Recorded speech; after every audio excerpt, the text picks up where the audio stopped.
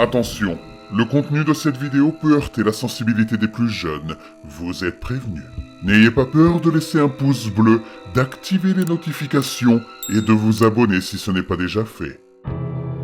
La fille dans le miroir.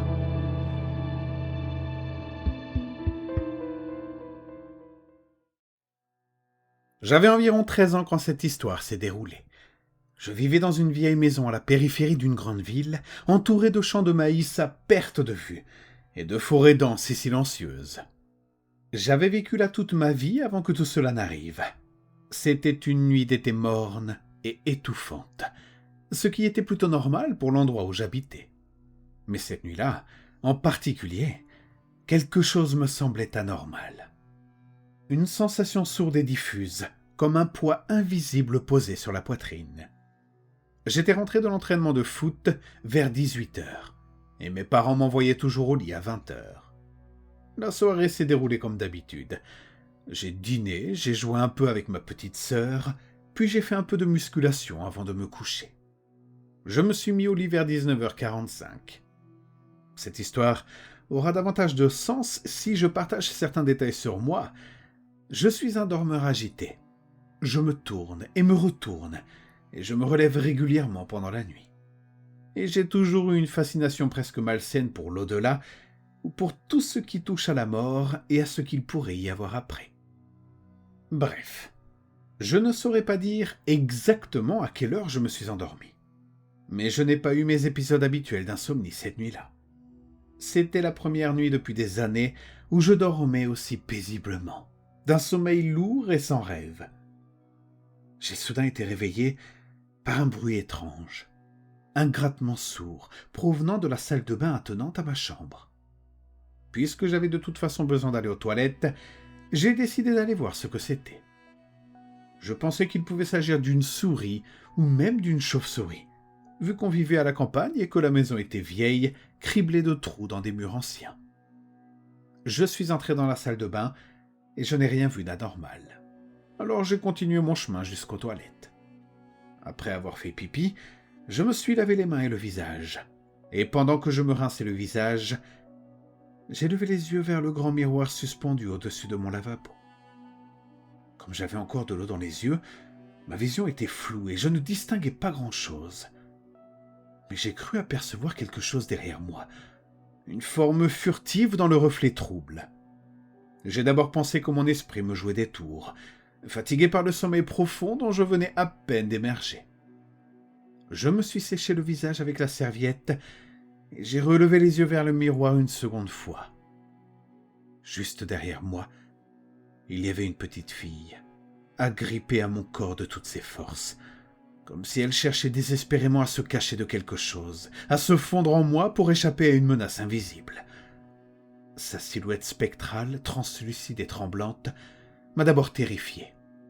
Mais en continuant à l'observer dans le reflet, j'ai compris que ce qui l'effrayait ainsi provenait de la cave, quelque part sous nos pieds.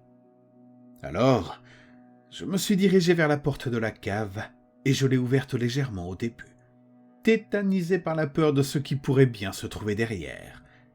Cela dit, j'avais vécu dans cette maison toute ma vie sans jamais mettre les pieds dans cette cave, pas une seule fois. Mon père m'avait un jour mentionné qu'elle comportait 3 parties distinctes, séparées par de petites fenêtres dans lesquelles on pouvait à peine se faufiler. J'ai donc descendu les marches de la cave et j'ai atteint le bas, là où se trouvait l'interrupteur. Je l'ai allumé, et tout semblait normal l'espace d'un instant, jusqu'à ce que j'entende ce qui ressemblait à des pleurs provenant de l'une des autres parties de la cave, des pleurs étouffés et lointains, comme filtrés à travers un mur épais. Dans ma tête, je me disais « pas question, je me casse d'ici ». Mais au fond de moi, dans un endroit plus profond et plus tenace que la simple peur, je savais que je devais aller voir de quoi il s'agissait. Alors, je me suis aventuré à travers cette section de la cave et la lumière n'atteignait pas l'autre côté, là où se trouvait la seconde pièce. C'était plongé dans un noir absolu, un noir presque solide, oppressant. J'entendais toujours les pleurs, mais comme il faisait si sombre, je ne distinguais rigoureusement rien. Quelque chose, une force que je ne saurais nommer, m'a poussé à me diriger vers le coin le plus reculé de la pièce, parce que la façon dont le clair de lune se reflétait sur le sol de béton fissuré me permettait tout juste d'entrevoir les contours de la pièce avec le peu de lumière disponible. Je me suis avancé jusqu'au coin, et j'ai fixé mon regard directement au centre de la pièce. Là, en plein milieu de la pièce, se trouvait une chaise. Une chaise en métal rouillé, munie d'entraves aux pieds et de ce qui ressemblait à une forme de contention pour les bras. Des sangles de cuir craquelées, tachées d'un brun sombre qui n'avait rien de la simple crasse du temps. C'est à ce moment-là que j'ai remarqué que quelqu'un était assis sur cette chaise. Je me suis approché pour découvrir que c'était le même petit fantôme, cette même petite fille qui pleurait un peu plus tôt dans la salle de bain. Elle pleurait là aussi, le visage ruisselant de larmes spectrales, et des aiguilles étaient plantées dans ses bras décharnés, reliées à des tubes translucides qui desservaient une sorte de liquide directement dans ses veines, goutte après goutte, dans un silence clinique et glaçant. Sa peau, là où les aiguilles pénétraient, semblait littéralement se déchirer et se reformer sans cesse, comme si son corps rejouait indéfiniment le même supplice, la même agonie, encore et encore pour l'éternité. Tout était silencieux, jusqu'à ce qu'elle se mette soudainement à hurler. C'était tellement aigu que j'ai cru entendre une sirène, ou quelque chose de cette nature. Un son qui vous vrille les tympans et vous glace jusqu'à la moelle. Elle prononçait des mots, mais je n'arrivais à en distinguer aucun clairement, comme si sa voix se dédoublait, se superposait à elle-même dans un écho monstrueux. Jusqu'à ce qu'elle articule une sorte de phrase qui m'a glacé le sang. Quelques mots qui ont fait chavirer mon cœur d'une terreur pure et animale. Elle a dit « Sors d'ici, papa arrive ».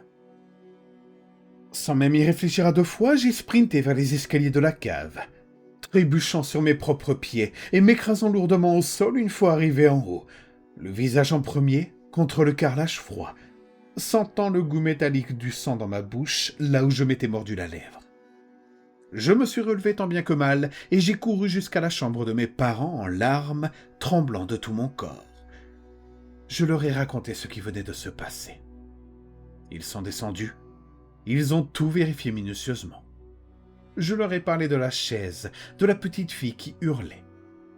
Ils m'ont affirmé qu'il n'y avait aucune chaise dans la cave et qu'il n'y avait absolument jamais eu 3 parties distinctes dans cette cave.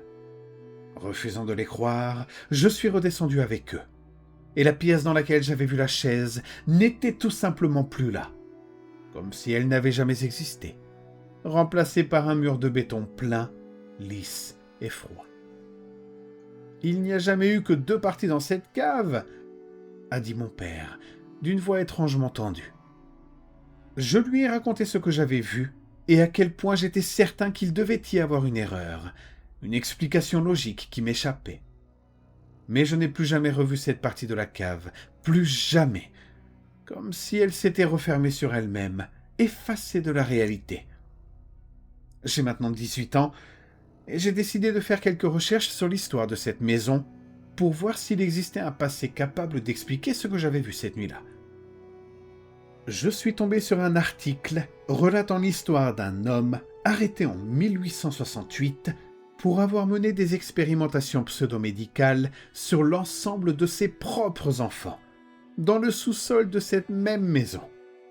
Des expériences abominables, décrites dans les minces archives judiciaires comme des saignées répétées, des transfusions forcées, des mutilations méthodiques pratiquées sans la moindre anesthésie, dans le seul but obsessionnel de percer les secrets de la vie et de la mort. Après l'arrestation de cet homme, la police a retrouvé les 12 squelettes de ses enfants, entassés derrière les escaliers de la cave, sous des gravats et une épaisse couche de béton coulée à la hâte. Les petits os encore marqués par endroits de traces d'entraves métalliques rouillées. Maintenant que j'ai enfin quitté cette maison pour de bon, et que j'ai enfin une réponse à ce que j'ai vu cette nuit-là, je me sens enfin en paix. Ou du moins, je m'en persuade. Mais les quelques mots planent toujours au-dessus de moi, encore aujourd'hui, résonnant parfois au fond de mes nuits les plus silencieuses.